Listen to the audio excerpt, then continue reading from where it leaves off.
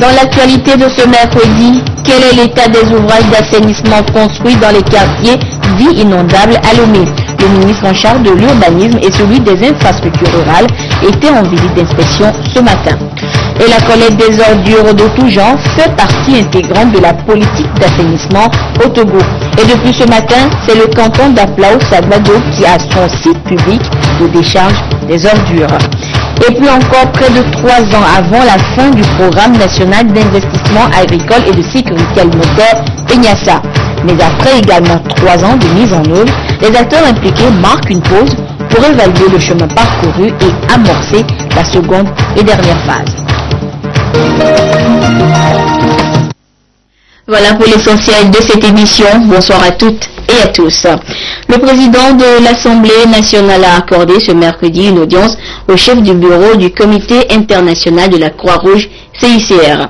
Monsieur Emmanuel Placard est allé présenter à Adama Dramani les activités du CICR au Togo et dans la sous-région afin de définir ensemble des stratégies de collaboration entre son comité et le Parlement togolais. Nous écoutons Emmanuel Placard à sa sortie d'audience au micro de Nathalie Panique. Il s'agissait avant tout de rendre une visite de courtoisie au président de l'Assemblée nationale parce que depuis son élection, depuis l'installation de la nouvelle législature et l'élection du président, nous n'avons pas fait cette démarche et nous pensons que le moment était arrivé de le faire. Aussi pour présenter les activités du CICR au Togo et dans la région et voir avec le président quelles pourraient être les pistes de collaboration entre le CICR et le Parlement, notamment sur les questions touchant à la mise en œuvre des conventions internationales relatives au droit international humanitaire. Vous savez, le Togo est parti à 16 conventions du droit international humanitaire et il reste quelques conventions non moins importantes à signer ou à ratifier et nous avons partagé ces questions avec le président. Mais aussi pour expliquer au président que nous souhaiterions organiser au profit des parlementaires très prochainement une séance de partage d'informations sur le rôle des parlementaires en matière de mise en œuvre du droit international humanitaire. Activité parlementaire encore aujourd'hui, c'est le dernier jour des activités de la Commission de développement de la coopération de la francophonie au Togo. Une journée marquée par la visite des députés sur le site de Pémé à la nouvelle société des phosphates du Togo. Une visite qui a permis aux parlementaires d'avoir un aperçu général sur le fonctionnement de cette société et ses atouts touristiques. Solange Koulou, Robert Potogbe, Carmen Madji, Akakpo. Les 22 parlementaires de la francophonie ont achevé leur séjour au Togo à la Société Nouvelle des Phosphates SNPT à Pémé. Ils sont allés découvrir les techniques de production et d'exploitation minière de l'usine d'extraction. Cette visite les a conduits respectivement dans les secteurs du dépôt, du malaxage, de transport et des produits bruts des carrières de Pogamé et de Hautoué. Ce qui m'a manqué, c'est quand j'achète des produits en Suisse, en Europe, comme de l'engrais, il faudrait que dessus il y ait écrit avec phosphate du Togo. Comme ça, je pourrais choisir le produit où il y a votre phosphate. Vous pourriez créer un label avec votre phosphate pour qu'on fasse la différence. Pour d'autres, le séjour en terre togolaise laisse découvrir l'hospitalité légendaire du peuple togolais et surtout le climat de paix et de stabilité qui prévaut dans le pays. La première fois que j'ai été à Lomé, j'ai été émerveillé par l'organisation impeccable. L'administration de la ville qui est impeccable aussi. Vraiment, l'Assemblée nationale togolaise nous a bien accueillis. Je remercie le président de l'Assemblée nationale. Je remercie tous les collègues qui nous ont tenu compagnie, qui nous ont encadrés. Cette excursion s'inscrit dans l'agenda des travaux de la réunion de la Commission de la coopération et du développement de l'Assemblée parlementaire de la francophonie. Il s'agit à la fois d'une visite touristique que d'une visite d'études. Et les principaux thèmes débattus étaient les industries extractives et les biocarburants. Vous voyez que cette visite tombe à point nommé et cadre parfaitement avec le thème dont nous avons parlé sur ces 3 derniers jours. Avant ces découvertes, les visiteurs ont été entretenus sur l'aperçu général de la société de 1974 à 2014. L'Assemblée parlementaire de la francophonie regroupe des parlementaires des pays ayant en partage le français. 7 députés togolais y siègent. Depuis les inondations de 2008 et pour y remédier, le gouvernement togolais a financé, avec l'aide de plusieurs partenaires, la construction d'ouvrages d'assainissement pour le drainage et la rétention des eaux pluviales. Ces ouvrages sont fonctionnels depuis plusieurs années et hier, les ministres de l'urbanisme et des infrastructures rurales ont fait un tour dans certains quartiers pour non seulement constater le fonctionnement de ces installations, mais aussi appeler les populations à plus de civisme. Edem Soussoupo. En ce début de la grande saison pluvieuse au sud de Togo, le gouvernement se met en état de veille pour que Lomé ne connaisse plus des inondations. La deuxième phase du curage des caniveaux prévue par le projet d'urgence de réhabilitation des infrastructures et des services électriques Purise vient de démarrer. Elle va prendre en compte 50 km. Nous sommes ici sur le boulevard Notre-Dame des Apôtres. Les ouvriers sont à pied d'œuvre. Le ministre de l'Urbanisme et de l'Habitat, Fiatou Kouado Sessenou, et son collègue de l'équipement rural, Bissou Nambagou, ont effectué une visite de terrain pour constater ce qui se fait, puis s'assurer du bon fonctionnement des ouvrages d'assainissement et de drainage des eaux pluviales. Lorsqu'on construit des ouvrages d'assainissement, il faudrait que, ensemble avec la population, que nous puissions entretenir ces ouvrages d'assainissement-là. Les caniveaux que nous venons de voir, ma foi, vous avez constaté que tout est bouché. Vous avez vu que l'eau même est sur la chaussée, parce que l'eau n'a plus son passage. Donc l'eau, quand elle n'a pas de passage, elle se fait son passage. Les gens jettent des ordures dans les caniveaux et qui obstruent le passage de l'eau. Donc c'est l'occasion peut-être d'interpeller tous nos concitoyens au bon sens, au civisme, pour qu'ils évitent de jeter des ordures solides dans des caniveaux. Pire encore, ce qu'on a constaté, et ça nous allons lutter pour éviter cela, les gens branchent leur évacuation des eaux, des fois même des WC, ça c'est clair, dans ces caniveaux-là. Tous les caniveaux presque de Lomé seront curés. Vous avez chaque année le maître d'ouvrage délégué, qui est l'AGETU, le fait, et la mairie de Lomé, la préfecture, s'attelle à cette à chaque année. Et chaque année, je crois qu'ils mettent un montant de 300 millions pour ces travaux. Bon, le reste, c'est finalement la conscience de nous-mêmes, les citoyens, pour pouvoir gérer ces caniveaux. Les ouvrages réalisés pour assainir les quartiers et réduire les inondations sont d'un grand salut pour des populations qui jadis avaient les pieds dans l'eau en période de pluie. Notre situation avant là, c'était très dramatique. Et maintenant, je crois que quand il pleut comme ça, on a le cœur tranquille maintenant. Avant la réalisation de ces ouvrages, je vous assure que même en ce moment où nous sommes, c'est-à-dire en cette période de début de pluie, vous ne pouvez pas avoir accès à cette zone. Parce qu'il y avait un grand étang ici qui ne se tarissait pas. Les collecteurs d'eau pluviale ont été également visités, ainsi que les bassins de rétention d'eau à l'instar du bassin de Adido-Adin financé par le gouvernement togolais. En outre, pour soulager les populations de la zone d'Akoresewa, d'Arakpame et de Kagome, il est prévu la construction bientôt d'un 4e lac qui aura une capacité de 300 mètres cubes d'eau. Et les populations d'Aflao-Saguado, elles, ne jetteront plus leurs ordures dans les caniveaux. Toujours dans l'optique de l'assainissement de la ville de Lomé et de ses environs, le gouvernement américain vient en aide aux nôtres. Un soutien traduit ce matin par l'inauguration, ou plutôt l'ouverture d'un site de décharge des ordures ménagères, une sorte de dépotoir public qui permettra aux habitants du canton d'Aflao-Saguado de centraliser leurs déchets et donc assainir la localité. Dodo Waré, Carmen Madji, à Capo.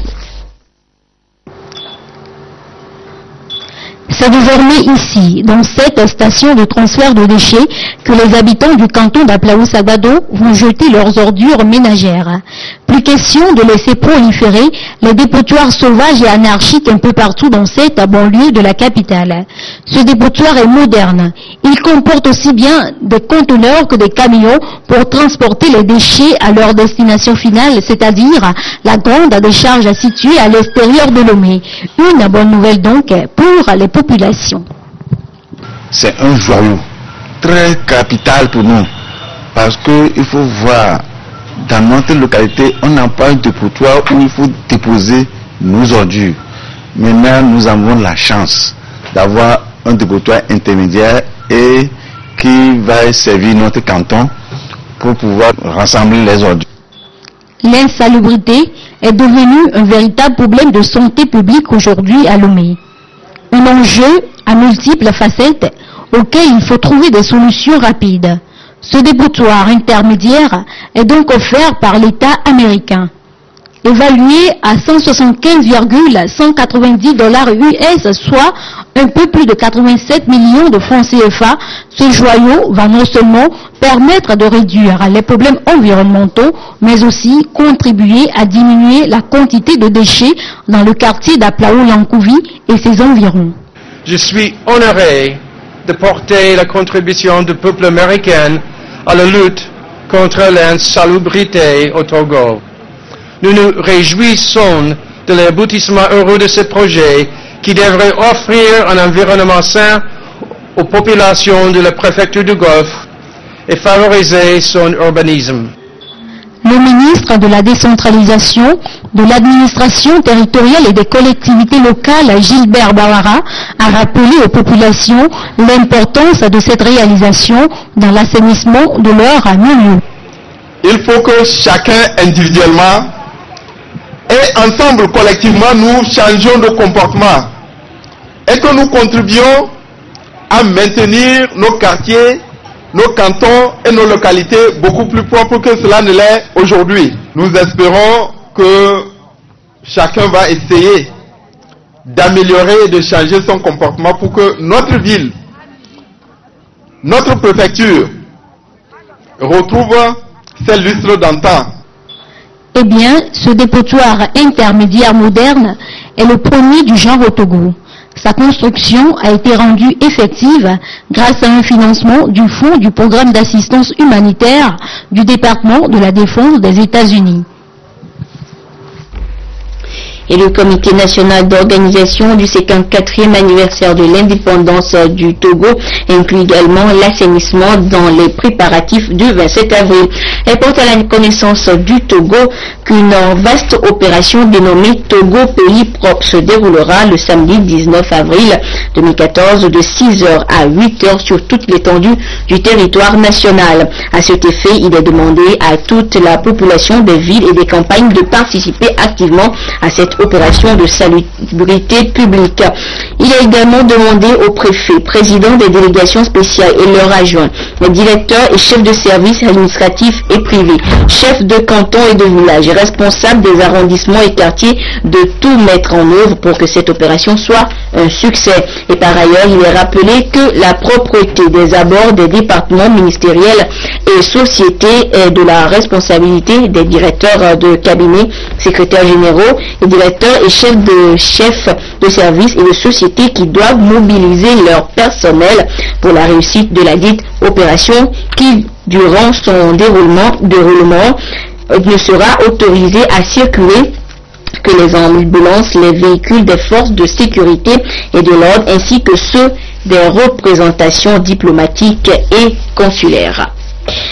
La suite de ce journal, le comité sectoriel santé VIH-Sida a tenu sa première session annuelle hier mardi au siège de l'OMS Salomé. Au cours de cette réunion, les acteurs de la santé et les partenaires ont examiné et validé l'agenda, le plan de travail, le budget et le tableau de bord annuel des indicateurs en vue d'améliorer les prestations des populations dans cette année 2014. Le compte rendu avec Emmanuel Adjaclo et Nathalie Panigué.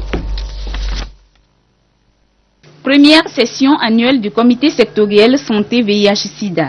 Les acteurs de la santé et les partenaires techniques et financiers ont examiné et validé ce jour l'agenda de travail, le tableau de bord annuel des indicateurs TBAI et le plan de travail et budget annuel PTBA. Ce sont des tableaux de bord qui nous permettent à tous les acteurs engagés dans la mise en œuvre des actions sectorielles de pouvoir savoir en début d'année toutes les activités qui vont être exécutées tout au long de l'année en cohérence avec les budgets déjà mobilisés à travers les ressources internes comme les ressources externes. En gros, le plan de travail budget annuel décline les activités qui vont être exécutées sur financement de l'État directement ou bien sur financement des partenaires techniques et financiers pour pouvoir atteindre les objectifs annuels que veut atteindre le ministère de la Santé et tous les acteurs du secteur engagés en ce sens. Ce processus est appuyé par le volet 1 du deuxième projet d'appui institutionnel PAI 2.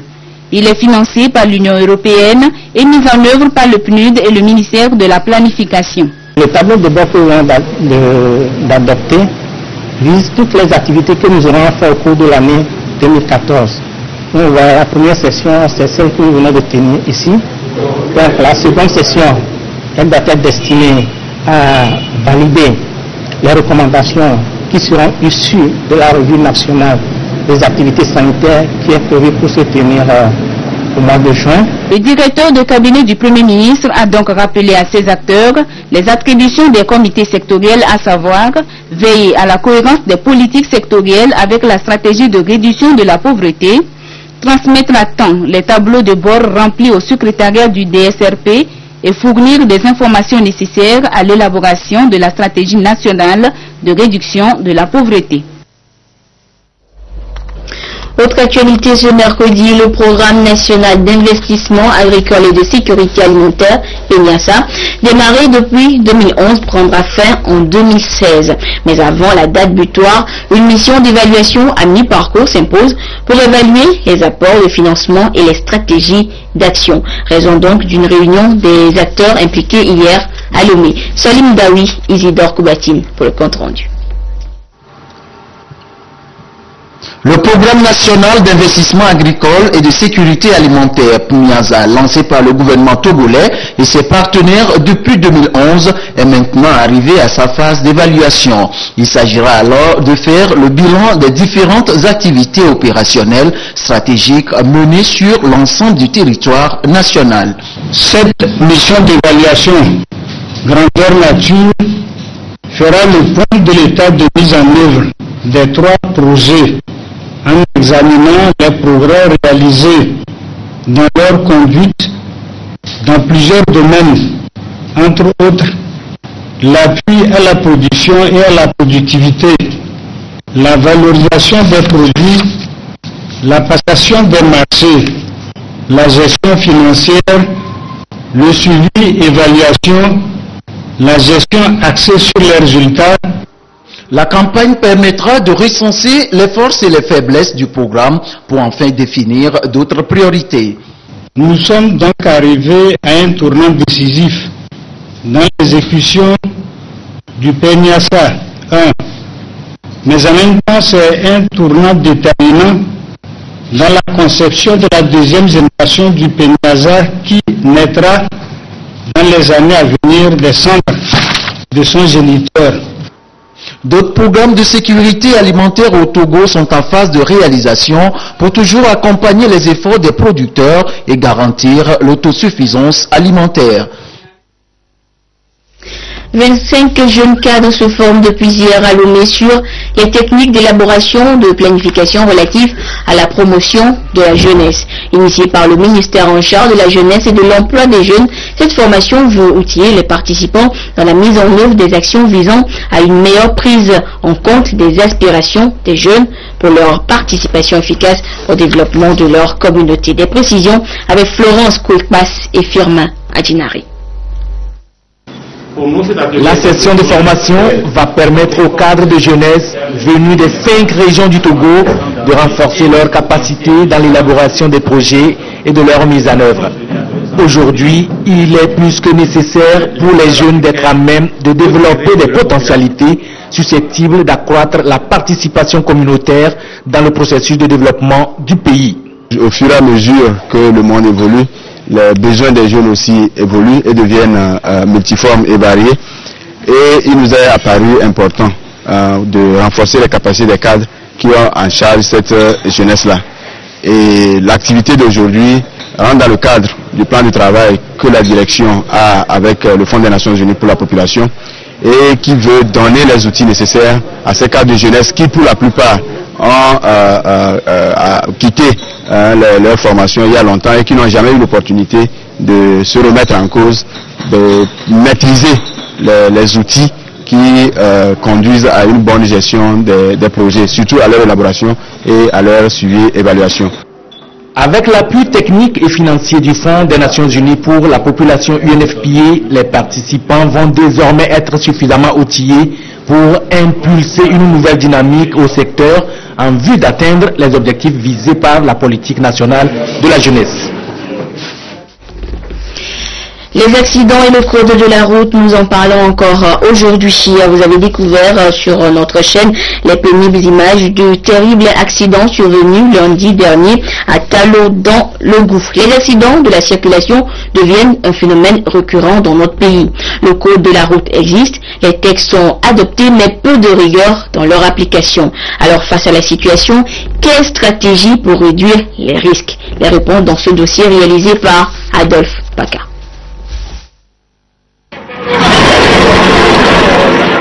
Près de 1000 cas d'accidents enregistrés au cours du premier trimestre de l'année 2014 au Togo, avec pour conséquence un nombre élevé de victimes. La situation est inquiétante et interpelle les usagers. Il y a une recrudescence des accidents. Et ceci est dû au fait que les conducteurs, bref les usagers de la route, refusent d'observer les règles qui régissent le code de la route, qui réglementent la circulation. Et pourtant, le simple geste qui pourrait sauver des vies est le respect strict du code de la route et toutes les obligations intégrées. Une norme qui ne se négocie pas, elle s'impose à tout usager de la route. Toutefois, force est de constater que bon nombre adoptent un comportement peu civique. Je crois que ça n'est trop. Ça n'est trop. Et vraiment, il faudrait que tous les conducteurs soient conscients de ce qu'ils sont en train de faire. Être conscient, c'est d'éviter ce qu'il ne faut pas prendre. Je veux dire, l'alcool, la cigarette, tous ces excitants qu'ils ont l'habitude de prendre quand ils prennent le volant. Ça, c'est très important. Quand on est fatigué, on s'arrête, on arrête son véhicule, on se repose. On n'est pas obligé de poursuivre la route. Le contrôle routier et des actions d'éducation de masse méritent alors d'être davantage renforcés par des autorités compétentes pour assainir le secteur. Le code a été voté le 4 juin et promulgué le 7 juin 2013. Ce code a prévu tout. Avant 2011, il y avait des contrôles que les services de sécurité faisaient sur les routes. Mais compte tenu de certains paramètres, ces contrôles ont été suspendus. Si bien qu'aujourd'hui, en principe, les chauffeurs, les conducteurs devraient eux-mêmes, compte tenu de cette suppression, réglementer en leur sein la circulation, respecter le code, les tests qui sont prévus. Mais ils ne le font pas. Les gens trouvent que c'est une permission maintenant de surcharger, de faire des transports mixtes, de faire des excès de vitesse. Entre un conducteur qui viole le feu rouge et celui qui fait de la vitesse, celui qui tourne sans clignoter ou qui clignote sans tourner, et celui qui prend des excitants au volant, l'infraction est toujours la même. Et elle peut conduire fatalement à l'accident. La discipline doit donc être de rigueur. Et une autre stratégie pour éviter les accidents sur la route est la visite technique, car le conducteur du bus de transport en commun accidenté sur la route de Talo lundi aurait été trompé par les phares du gros porteur qui était en mauvais état. La visite technique, un geste simple mais qui sauve. Vous suivrez ce dossier pour nos prochaines éditions. Actualité politique à présent, le président de l'Alliance nationale pour le changement ANC, accompagné d'une délégation, est en tournée dans la région des Savanes. Dimanche et lundi, Jean-Pierre Fabre a animé des meetings dans plusieurs cantons des préfectures de Tandjouaré, Tone et Oti. Des meetings axés sur la mobilisation des populations autour des idéaux du parti. Le compte rendu avec Désiré à l'œil.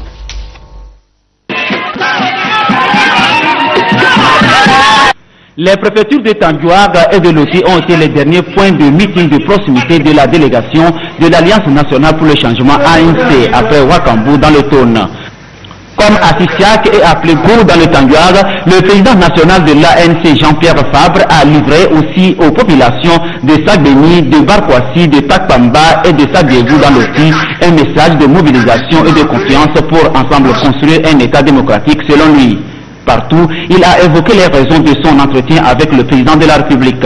Il compte en définitive sur les uns et les autres pour aboutir au changement. L'idée principale du président national, c'est d'aller à la rencontre des populations dans leur cadre de vie, c'est-à-dire de prendre connaissance de leur vécu quotidien et de vivre avec eux un petit moment et savoir quels sont leurs besoins et quels sont leurs vécus de tous les jours.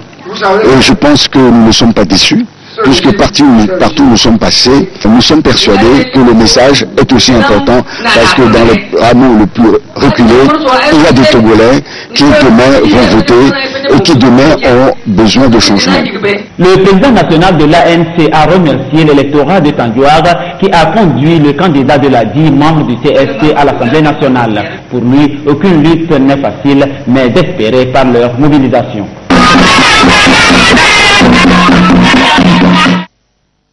Je vous donne maintenant lecture de cette série de communiqués relatifs aux préparatifs du 54e anniversaire de l'indépendance du Togo. Et dans le cadre de la commémoration de cet anniversaire, une course populaire sur route sera organisée pour les deux sexes le dimanche 20 avril 2014 à 6h30 à Lomé. Point de départ et d'arrivée, grande poste de Lomé. Circuit 1, 8 km hommes. Itinéraire, grande poste, cinéma, le Togo, Ranco, collège protestant, place banquet, immeuble Tuntouli, carrefour BTD, banque populaire, ancien Sifaro, place à Nani Santos et la chute à la Grande Poste. Circuit 2, 4 km, femmes, itinéraire, Grande Poste, direction générale de la TDE, Nopato, cinéma Rex, Décon, commissariat central, banque populaire, place à Nani Santos et la fin à la Grande Poste. À cet effet, toute la population de Lomé et ses environs est invitée à prendre part à cette grande course populaire festive. Lieu des inscriptions. Au siège de la Fédération togolaise d'athlétisme, au stade Omnisport de Lomé. À TV2 à Agoué. Les inscriptions sont également possibles le dimanche, jour de la course, de 5h à 6h30 à la Grande Poste de Lomé. Et plusieurs récompenses sont prévues aux 25 meilleurs athlètes de chaque catégorie. Et toujours dans le cadre de cette célébration de l'indépendance, il est organisé une compétition de football dénommée Coupe de l'indépendance. Les clubs qualifiés sont Ange de Notier, AS Douane de Lomé, Fouadan de Dapan et Dito de Lomé. La demi-finale mettront aux prises d'une part Ange de Notier et Fouadan de Dapan et d'autre part Dito FC de Lomé et l'AS Douane de Lomé le mercredi 23 avril 2014 à partir de 13h30 au stade de Kégué à Lomé. La finale opposera les deux vainqueurs des demi-finales le dimanche 27 avril à 15h30 sur le même stade donc de Kégué. À cet effet, toute la population de Lomé et de ses environs est cordialement invitée à assister massivement aux deux matchs du mercredi et à la grande finale du dimanche 27 avril 2014. Et notez que l'entrée au stade est gratuite. Sport toujours avec le 23e tour cycliste international du Togo. La compétition était à sa 3e étape aujourd'hui. Une étape courue entre Niamtougou et Bassar sur une distance de 108 km. L'étape a été remportée par l'Ivoirien Bassirou Conté, mais le maillot jaune reste toujours sur les épaules du Burkinabé Amidou Yameogo. Résumé de la 3e étape avec notre envoyé spécial Claude Ama. Niamtougou, le fief de Naoudéba. 9h25, Kourouzato, le préfet de la localité, entouré de ses collaborateurs, lance le départ de la 3e étape Niamtougou-Karabassar, longue de 108 km. Après 43 km de course, Boulodigui Ouattara et son coéquipier, Aminou Sankara, s'échappent. Dans leur sillage, Maël Nivinou, le français. Les 3 hommes roulent longtemps avant d'être rejoints par le peloton. Au kilomètre 75, l'Ivoirien Bassirou Conté en profite pour attaquer. Il n'ira pas loin. Le Togolais Toula Sidoji, plus rapide, remporte le second point chaud de Kabou. Malheureusement pour lui, l'Ivoirien refait surface et reprend la tête de la course. Une position qui ne lâchera plus jusqu'à l'arrivée à Bassar en 2h54 minutes 22 secondes. Ceci à la grande satisfaction de Eiffage Travaux Publics, le parrain de l'étape. Eiffage, ça veut dire Eiffel, c'est la société centenaire qui a construit la tour Eiffel. Et actuellement, Eiffage est la société en bâtiment la plus importante au monde. Ici, il commence à avoir des marchés, mais c'est très important et nous les avons à nos côtés. Vous savez qu'ils travaillent également pour le port, le Togo Terminal, avec bien sûr, je dirais, Bolloré, Africa Logistique. Donc aujourd'hui, nous ne pouvons que les remercier.